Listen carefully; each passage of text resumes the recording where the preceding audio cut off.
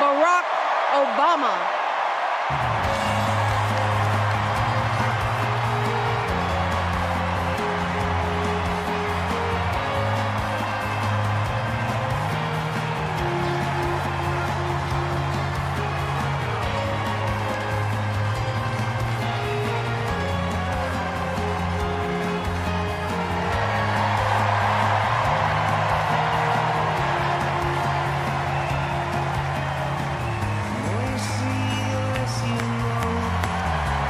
Hello, Chicago!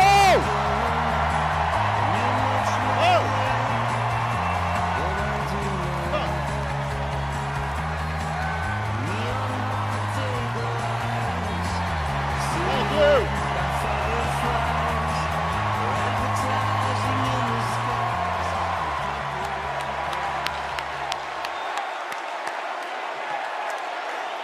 Thank you. Thank you, thank you. Thank you, everybody. Thank you.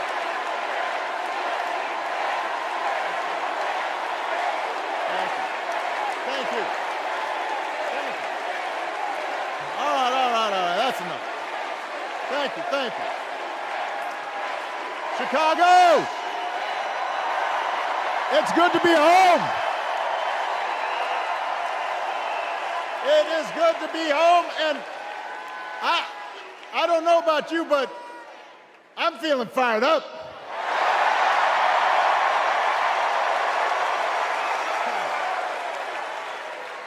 I am feeling ready to go.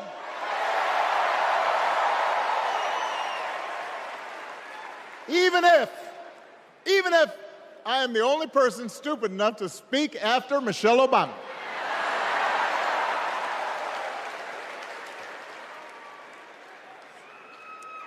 I am feeling hopeful because this convention has always been pretty good to kids with funny names who believe in a country where anything is possible. Because we have a chance to elect someone who has spent her entire life trying to give people the same chances America gave her. Someone who sees you and hears you and will get up every single day and fight for you. The next president of the United States of America, Kamala Harris.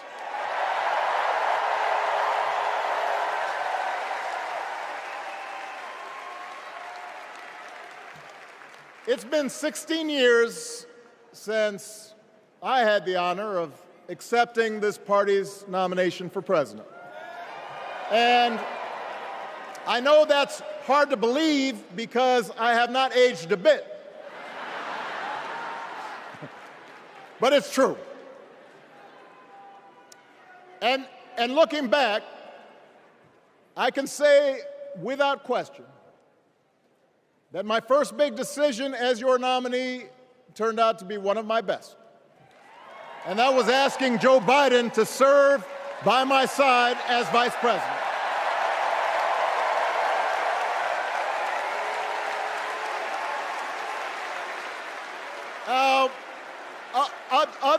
Other than some common Irish blood, Joe and I come from different backgrounds, but we became brothers. And as we worked together for 8, sometimes pretty tough years, what I came to admire most about Joe wasn't just his smarts, his experience. It was his empathy and his decency and his hard-earned resilience, his unshakable belief that everyone in this country deserves a fair shot.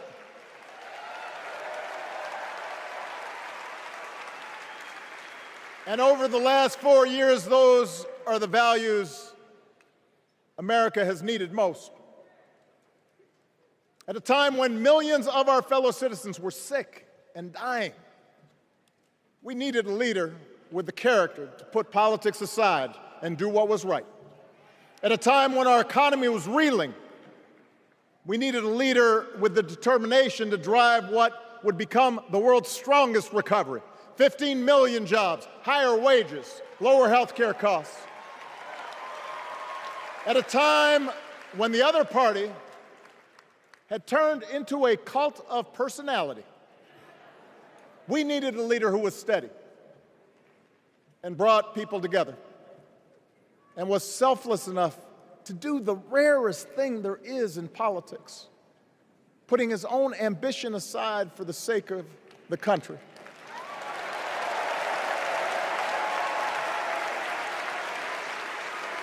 History will remember Joe Biden as an outstanding president who defended democracy at a moment of great danger.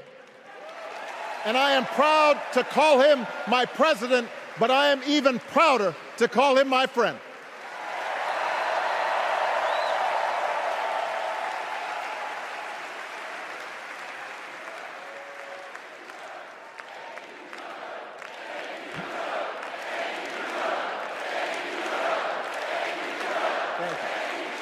Now, the torch has been passed.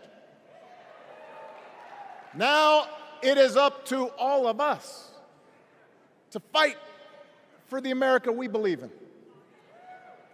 And make no mistake, it will be a fight. For all the incredible energy we've been able to generate over the last few weeks, for all the rallies and the memes, this will still be a tight race in a closely divided country. A country where too many Americans are still struggling, where a lot of Americans don't believe government can help. And as we gather here tonight, the people who will decide this election are asking a very simple question. Who will fight for me? Who's thinking about my future, about my children's future, about our future together? One thing is for certain, Donald Trump is not losing sleep over that question.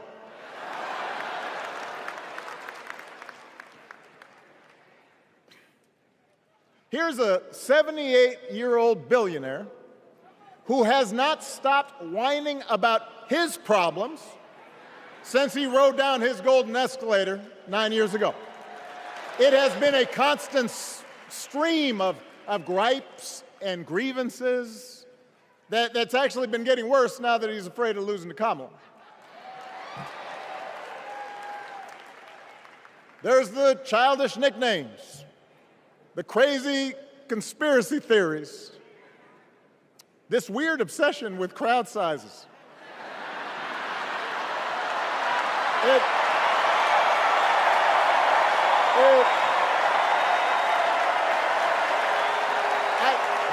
It just goes on and on and on.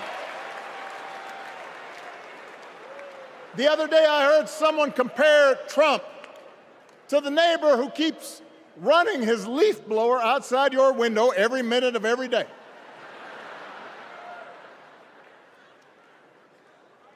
Now, from a neighbor, that's exhausting.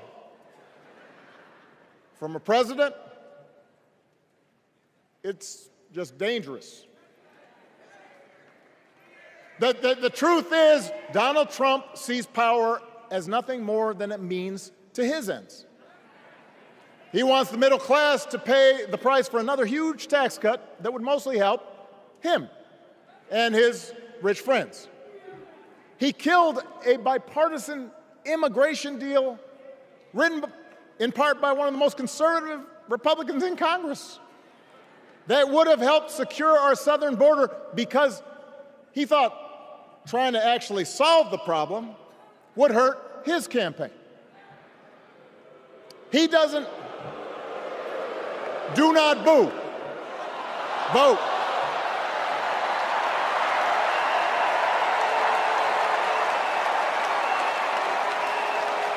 He doesn't seem to care if more women lose their reproductive freedom since it won't affect his life. And most of all, Donald Trump wants us to think that this country is hopelessly divided between us and them, between the real Americans, who of course support him, and the outsiders who don't. And he wants you to think that you'll be richer and safer if you will just give him the power to put those other people back in their place.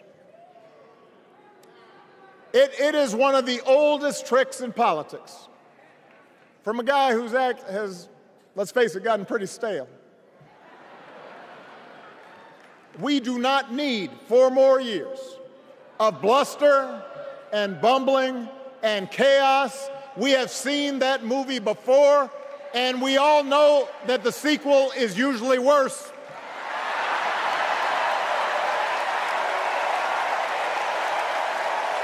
America's ready for a new chapter. America's ready for a better story. We are ready for a President Kamala Harris.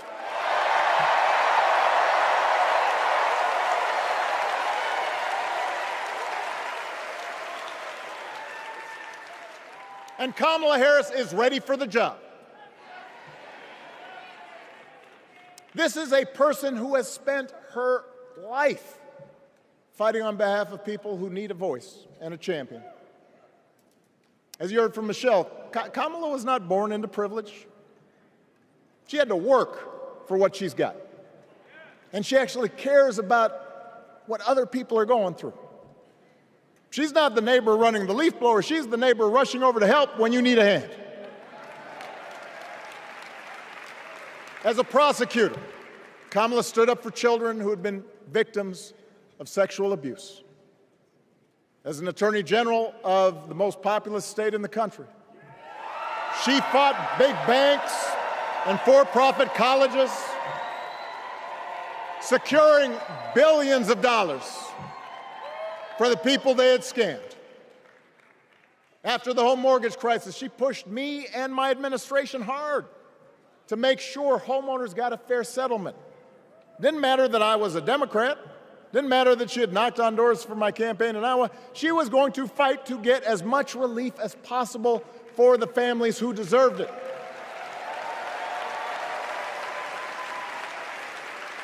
As vice president, she helped take on the drug companies to cap the cost of insulin, lower the cost of health care, give families with kids a tax cut. And she is running for president with real plans to lower costs even more and protect Medicare and Medicaid, and sign a law to guarantee every woman's right to make her own health care decisions.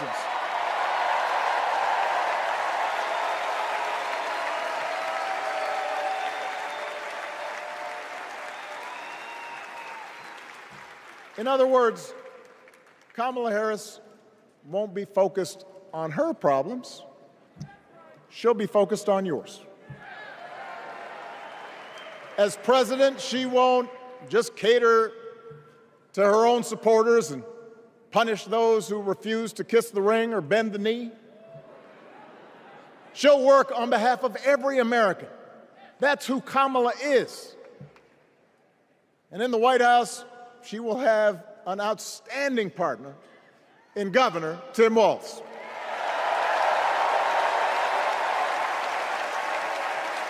Let me tell you something. Let me tell you something. I love this guy. Tim is the kind of person who should be in politics. Born in a small town, served his country, taught kids, coached football, took care of his neighbors. He knows who he is, and he knows what's important. You can tell those flannel shirts he wears don't come from some political consultant. They come from his closet, and they have been through some stuff.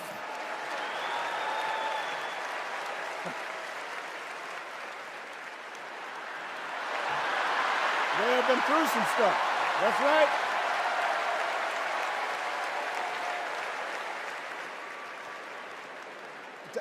Together, Kamala and Tim have kept faith with America's central story. A story that says we are all created equal. All of us endowed with certain inalienable rights, that everyone deserves a chance, that even when we don't agree with each other, we can find a way to live with each other. That's Kamala's vision. That's Tim's vision. That's the Democratic Party's vision. And our job over the next 11 weeks is to convince as many people as possible to vote for that vision. Now, it won't be easy. The other side knows it's easier to play on people's fears and cynicism, always has been. They will tell you that government is inherently corrupt, that sacrifice and generosity are for suckers. And since the game is rigged, it's okay to take what you want and just look after your own. That's the easy path. We have a different task. Our job is to convince people that democracy can actually deliver. And in doing that, we can't just point to what we've already accomplished. We can't just rely on the ideas of the past. We need to chart a new way forward to meet the challenges of today. And Kamala understands this. She knows, for example, that if we want to make it easier for more young people to buy a home, we need to build more units and clear away some of the outdated laws and regulations that made it harder to build homes for working people in this country. That is a priority, and she's put out a bold new plan to do just that.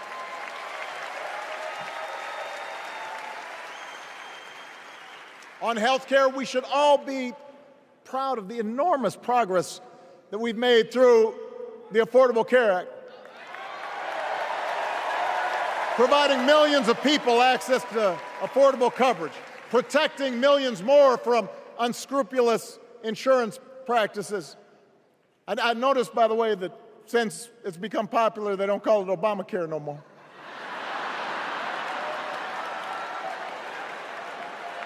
But Kamala knows we can't stop there, which is why she'll keep working to limit out-of-pocket costs. Kamala knows that if we want to help people get ahead, we need to put a college degree within reach of more Americans. But she also knows college shouldn't be the only ticket to the middle class. We need to follow the lead of governors like Tim Walz, who said, if you've got the skills and the drive, you shouldn't need a degree to work for state government. And in this new economy, we need a president who actually cares about the millions of people all across this country who wake up every single day to do the essential, often thankless work, to care for our sick, to clean our streets, to deliver our packages. We need a president who will stand up for their right to bargain for better wages and working conditions. And Kamala will be that president.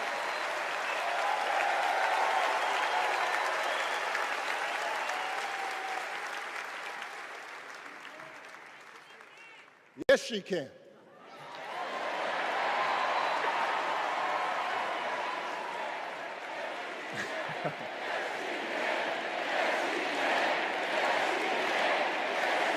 Yes, she can. A Harris-Walz administration can help us move past some of the tired old debates that keep stifling progress.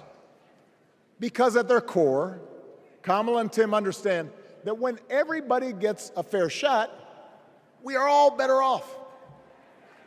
They understand that when every child gets a good education, the whole economy gets stronger. When women are paid the same as men for doing the same job, all families benefit.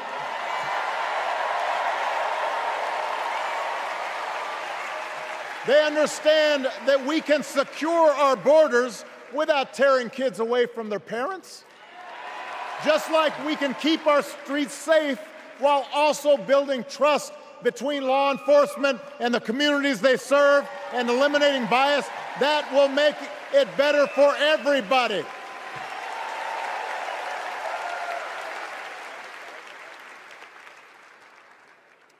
Donald Trump and his well-heeled donors, they don't see the world that way.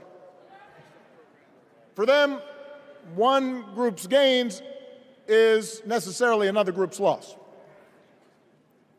For them, freedom means that the powerful can do pretty much what they please, whether it's fire workers trying to organize a union, or put poison in our rivers, or avoid paying taxes like everybody else has to do. Well, we have a broader idea of freedom. We believe in the freedom to provide for your family if you're willing to work hard. The freedom to breathe clean air and drink clean water and send your kids to school without worrying if they'll come home. We believe that true freedom gives each of us the right to make decisions about our own life, how we worship, what our family looks like, how many kids we have, who we marry. And we believe that freedom requires us to recognize that other people have the freedom to make choices that are different than ours. That's okay.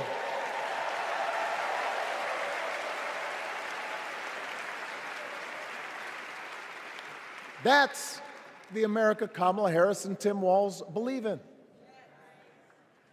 An America where we, the people, includes everyone.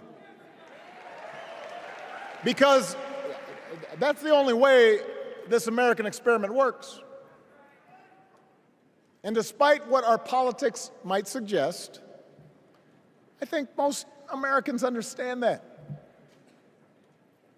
Democracy isn't just a bunch of abstract principles and dusty laws in some book somewhere. It's the values we live by. It's the way we treat each other, including those who don't look like us, or pray like us, or see the world exactly like we do.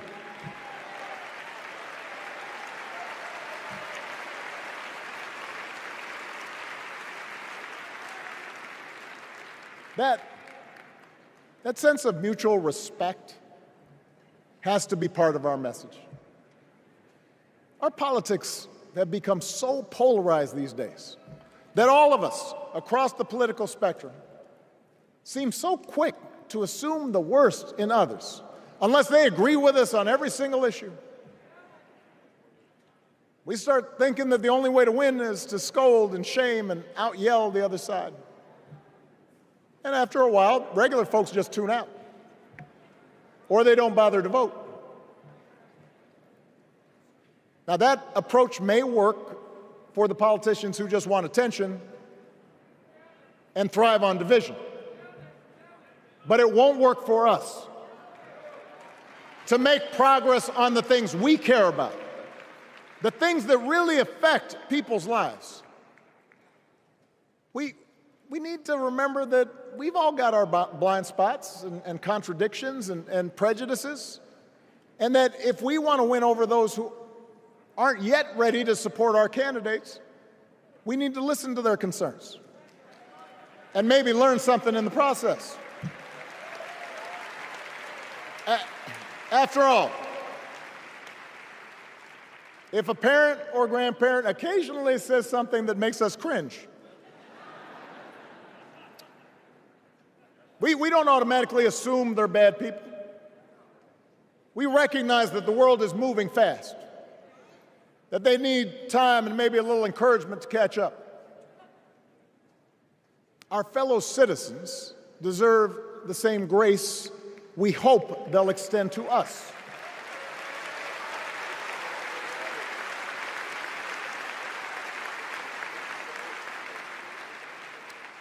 That's how we can build a true democratic majority, one that can get things done. And by the way, that does not just matter to the people in this country. The rest of the world is watching to see if we can actually pull this off.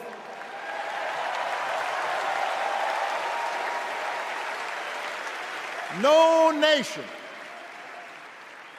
no society has ever tried to build a democracy as big and as diverse as ours before. One that includes people that over decades have come from every corner of the globe. One where our allegiances and our community are defined not by race or blood, but by a common creed. And that's why when we uphold our values, the world's a little brighter. When we don't, the world's a little dimmer. And dictators and autocrats feel emboldened. And over time, we become less safe. We shouldn't be the world's policemen, and we can't eradicate every cruelty and injustice in the world. But America can be and must be a force for good.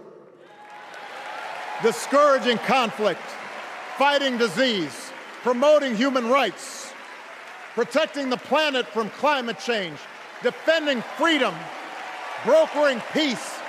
That's what Kamala Harris believes, and so do most Americans.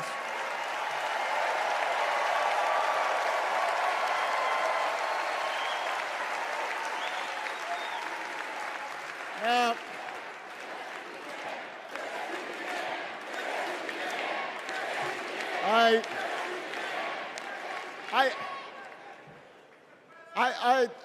I know these ideas can feel pretty naive right now.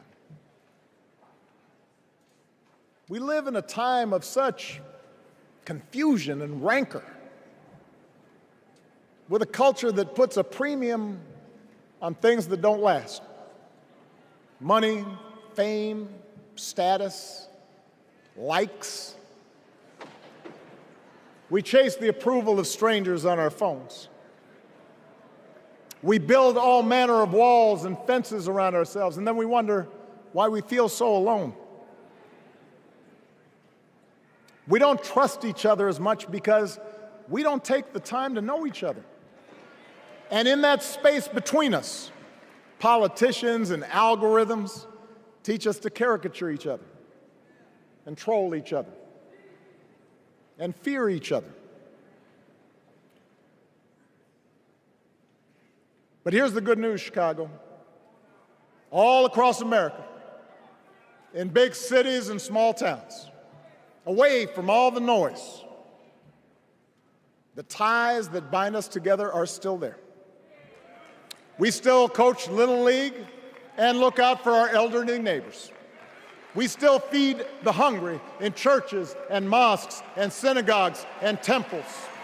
We share the same pride when our Olympic athletes compete for the gold. Because the vast majority of us do not want to live in a country that's bitter and divided. We want something better. We want to be better. And the joy and the excitement that we're seeing around this campaign tells us we're not alone. You know, I've spent a lot of time thinking about these past few months because, as Michelle mentioned, this summer we lost her mom, Ms. Marion Robinson. And I don't know that anybody has ever loved their mother-in-law any more than I love mine. Mostly it's because she was funny and wise and the least pretentious person I knew. That, and she always defended me with Michelle when I messed up. I'd hide behind her.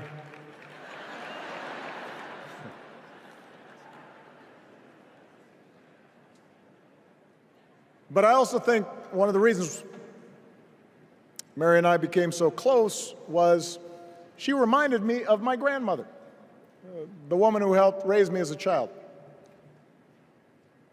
And on the surface, the two of them did not have a lot in common. One was a black woman from right here, south side of Chicago, right down the way. went to Englewood High School. The other was a little old white lady born in a tiny town called Peru, Kansas. Now, I know there aren't that many people from Peru.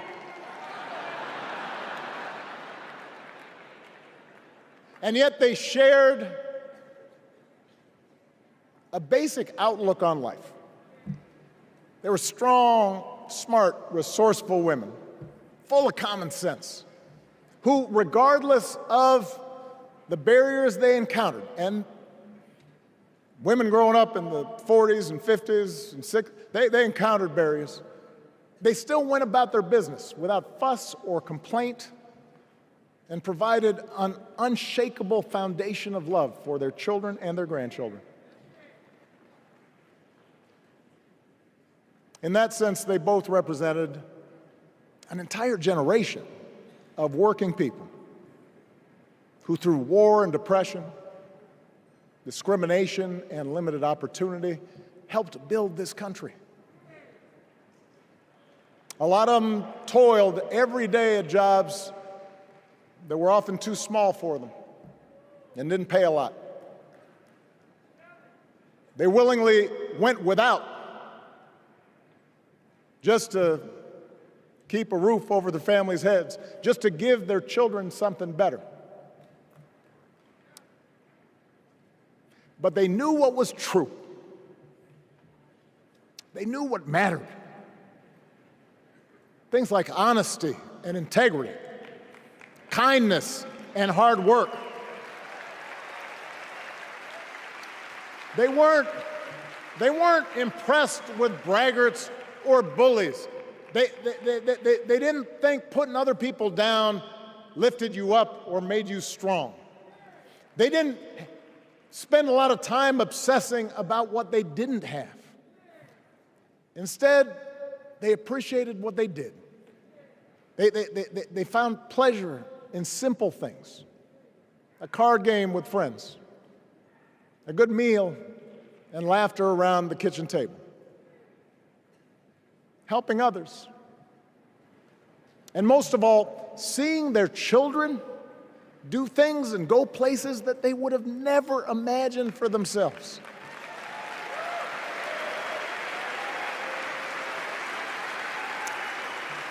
Whether you are a Democrat or a Republican or somewhere in between, we have all had people like that in our lives. People like Kamala's parents, who crossed oceans because they believed in the promise of America.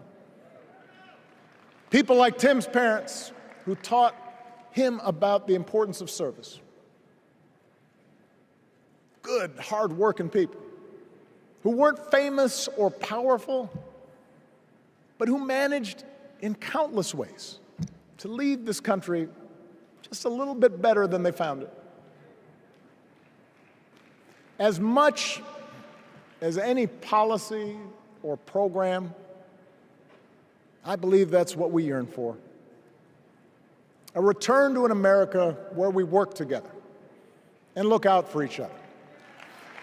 A restoration of what Lincoln called, on the eve of civil war, our bonds of affection. An America that taps what he called the better angels of our nature. That is what this election is about.